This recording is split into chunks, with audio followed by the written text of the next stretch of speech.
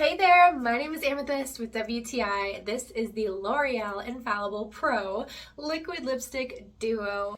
Something that I really love about these lipsticks is how easy they are to apply. As you can see, one swipe is more than enough pigment. You just wait for them to dry after applying and use the balm side of the lipstick and seal it in all day long. It is transfer proof and will last pretty much all day. I love this color in 221. It is super cute, very Barbie pink. So if you're looking for more of a metallic-y pink, this would be the perfect color for you.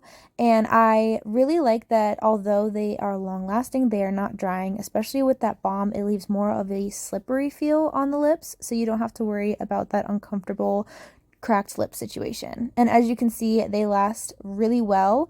This is immediately after applying and there is barely any transfer. That is really good for a long-lasting lipstick in my opinion. I really love these. I've been using them for years, and so if you are interested in a long-lasting lipstick like this one, I cannot recommend this brand enough. So there you go. If you're looking for a fun, very pink, Barbie pink, vibrant color, I highly recommend you check out this shade of the L'Oreal Infallibles, and that is my point of view.